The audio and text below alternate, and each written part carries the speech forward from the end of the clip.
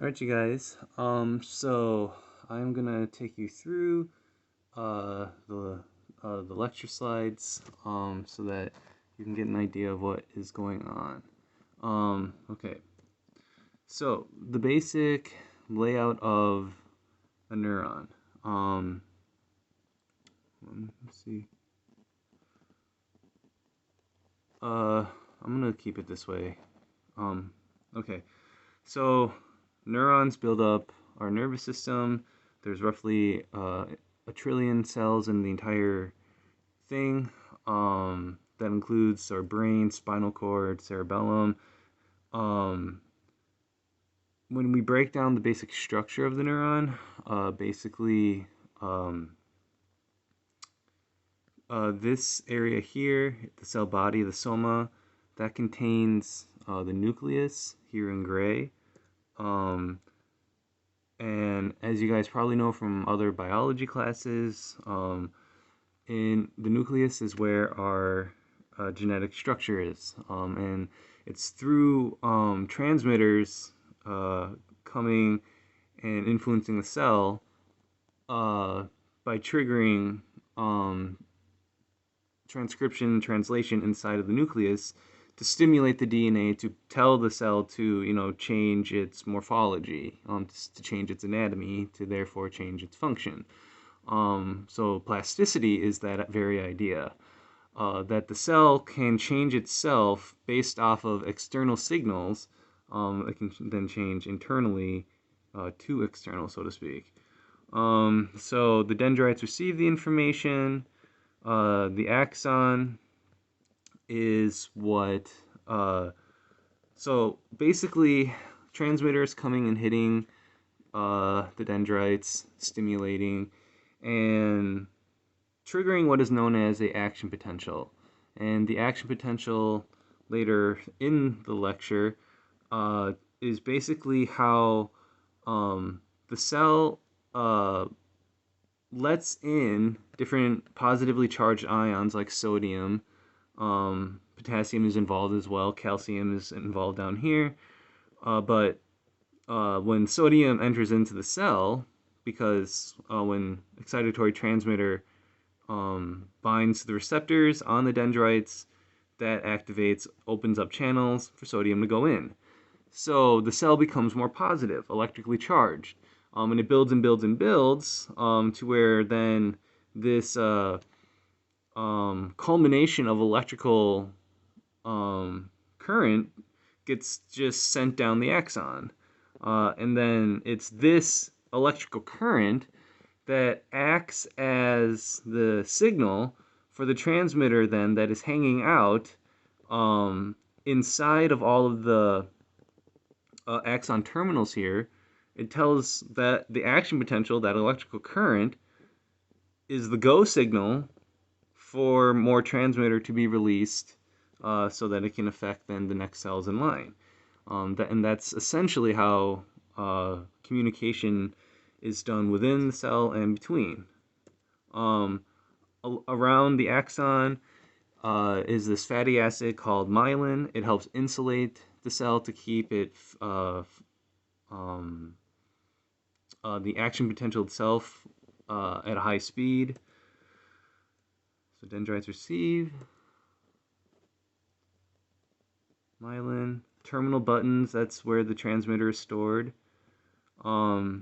These are just some basic terms for the action potential. The all or none law says that it's going to happen or it's not. Resting state is when the cell is not, firing. The action potential is the electrical current being sent down the axon.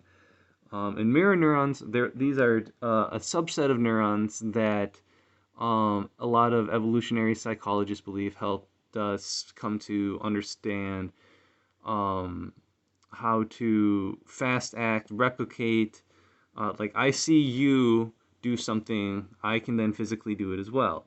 But then also mirror neurons help us like empathize, form a sense of sympathy, or feel how someone else near us is feeling as well. This is just a breakdown of how the action potential works. I'm not. You guys don't need to worry about this. This, but basically, what this is showing is that at rest, the cell is negative 70 millivolts, which means that it's negative 70 millivolts compared to its environment. The inside of the cell is more negatively charged. It's more negative than its surroundings. So this little bump here represents when excitatory transmitters, say like glutamate, acetylcholine, dopamine in some cases, is starting to bind to the cell, and some of that sodium that I was saying before, starts to trickle in. Well, this breaking point then, this is when the action potential actually is generated.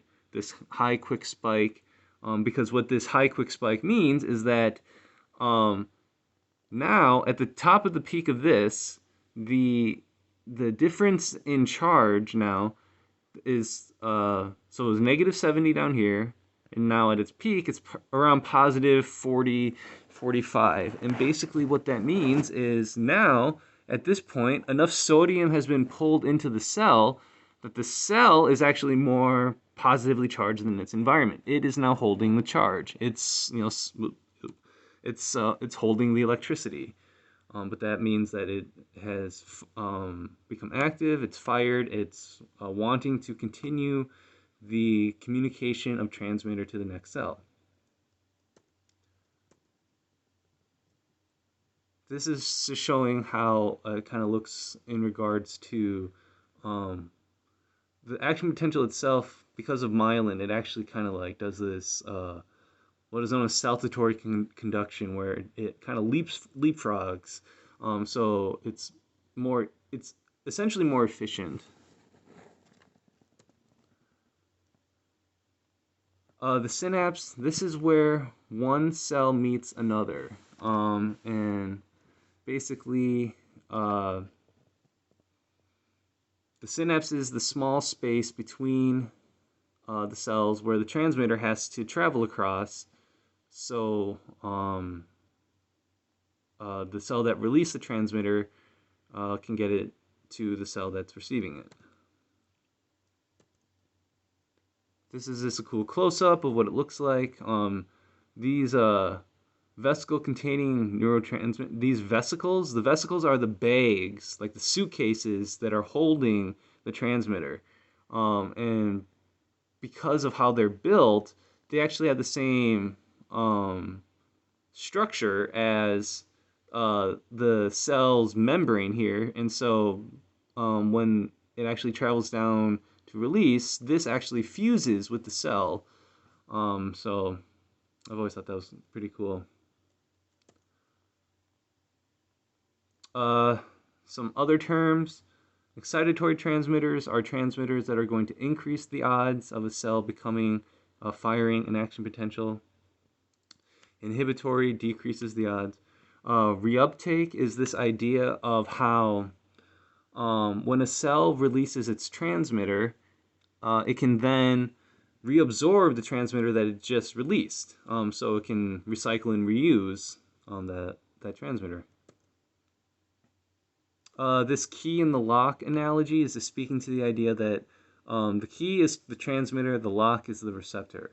Only specific keys are going to work in specific locks.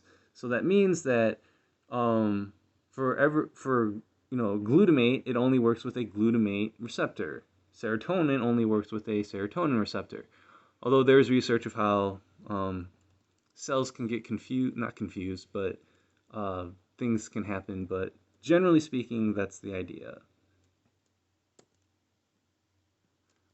Here are some basic transmitters. I'll go through each of these. Dopamine, as you guys probably know, dopamine is involved with pleasure. It's the fast-acting pleasure sensation, so to speak. And basically, the ironic thing about how dopamine works with pleasure is that it's a signal that actually acts as a inhibition. We generally are designed to feel pleasure after we have worked for something, so to speak. um, or when we feel relief from stress or angst or something like that. Uh, but you can feel a surplus of pleasure. Obviously, enter the world of drugs. Um, but it's ironic how pleasure can work in the sense that it's not just solely for excitation, but it can also be for inhibition. Dopamine also can act as a positive or excitatory transmitter with some with movement. Parkinson's disease, for example, uh, people who have Parkinson's have a decrease in the amount in the type of cells that produce dopamine for the movement pathway. So less dopamine to work with, less movement capabilities. Schizophrenia is also tied into having an excess of dopamine in the system. Serotonin is more mood regulating, meaning like more enduring. Like dopamine is designed to be kind of quicker, faster, short acting. Serotonin is meant to be more like being content or being able to be um, you know at ease, so to speak. As you guys probably know, serotonin is involved with a sense of depression, a mood affecting thing, which is interesting. Yeah.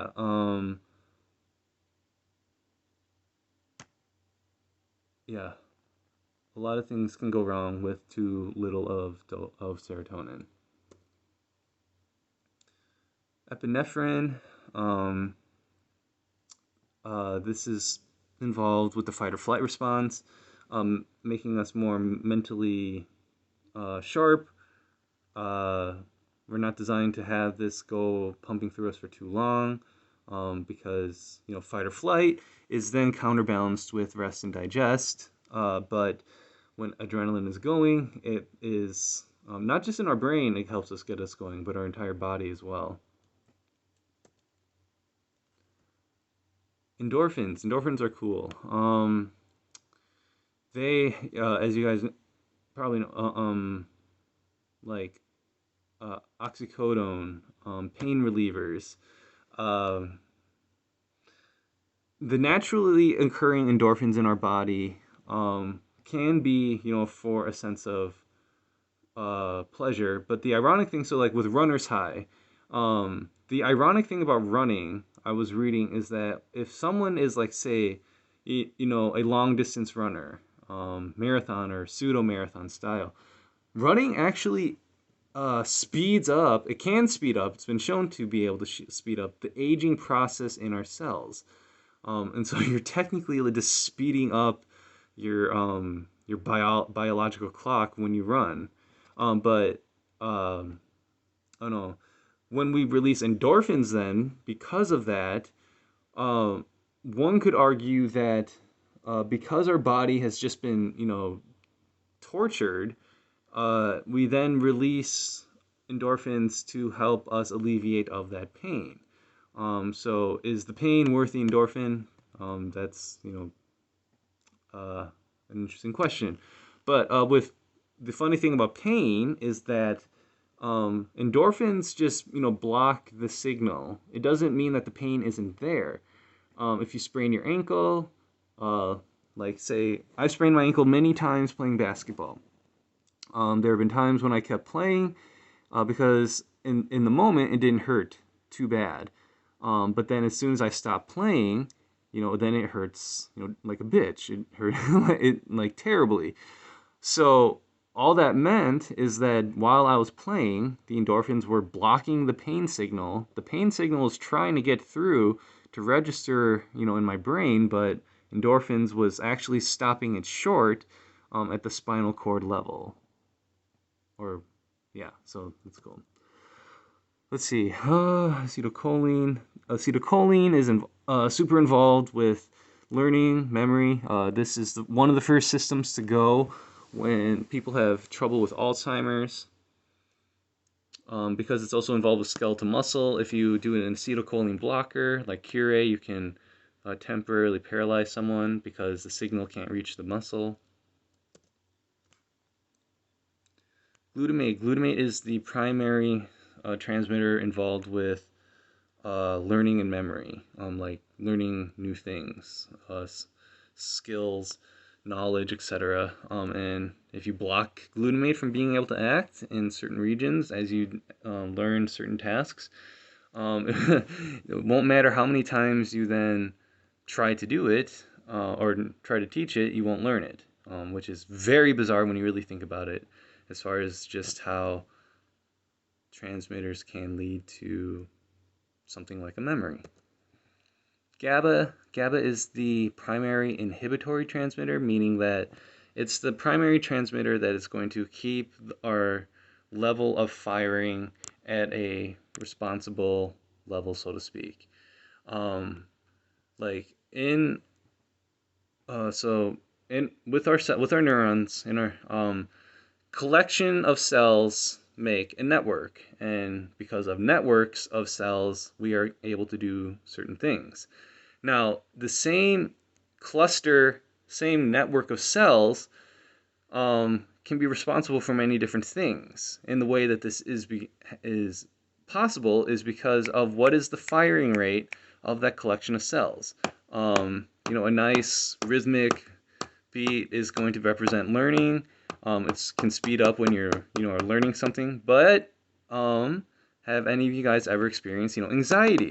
You feel your brain just going completely nuts, too fast. And then a seizure is way too fast, and then you pass out because this overexcitation. So GABA helps keep us in the rhythm that is not going to kill us. You can die from too strong of a seizure. Alcohol is the primary. Alcohol can affect the GABA system. So yeah, there's all that. Let me see. This lecture. I think that's a good amount for you guys. There's a lot of other stuff. So hold on. All right. So this part breaks down how our nervous system is broken into two subsystems: the central nervous system and the peripheral nervous system. So our central nervous system is our brain and our spinal cord, centrally located. Peripheral nervous system is everything that branches off from the spinal cord to innervate all of our organs, muscle, etc. Yeah. With the peripheral nervous system, we have the fight or flight sympathetic branch, gets the body ready for action.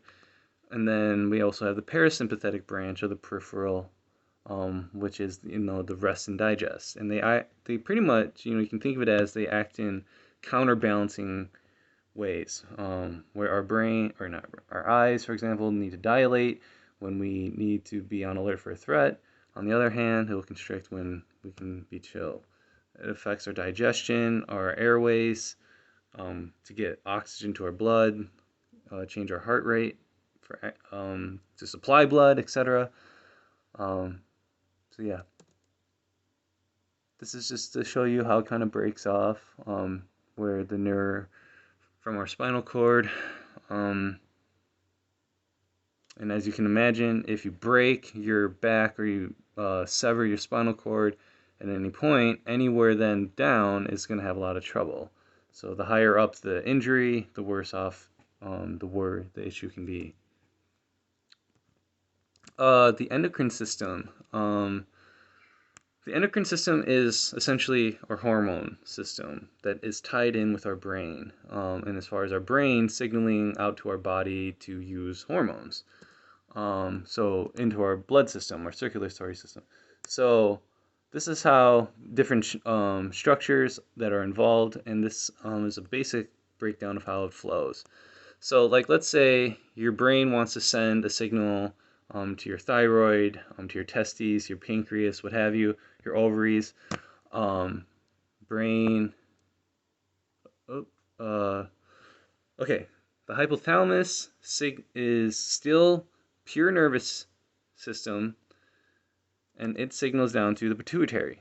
The pituitary is where the the brain meets the circulatory system. There are specialized cells that are um, I don't want to say innervating, but they are signaling straight into capillaries or blood supply, so that it can be carried to the other parts. So pituitary is known as the master gland because this is the one that is going to end up controlling all the others. Technically, the hypothalamus controls it, but our thyroid controls our metabolic rate, how fast our cells are going to burn through energy. On top of our kidneys is our adrenal glands. It has the adrenal cortex and the adrenal medulla. The cortex helps regulate uh, carbohydrate and salt metabolism, the inflammatory response with injuries. The medulla is what gets the body ready for fight or flight. As far as there's a lot of epinephrine in here, stress hormones, ACTH comes down, etc. But yeah, cortisol. Our pancreas, you guys probably know of insulin and glucagon as far as um, uh, insulin helps us move energy from the bloodstream to our cells.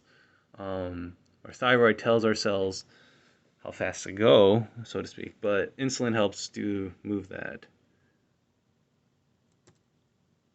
Ovaries or sexual um, organs, ovaries for girls, testes for guys, help push forward our sexual maturity, physical capability, to bear children, etc. Um, uh, yeah, and just things sex related. Our spinal cord. This is a diagram of a simple reflex where, for example, um, say you get too close to a flame and you something hot and you pull your hand back really quick. This reflex is uh, processed solely inside of the spinal cord.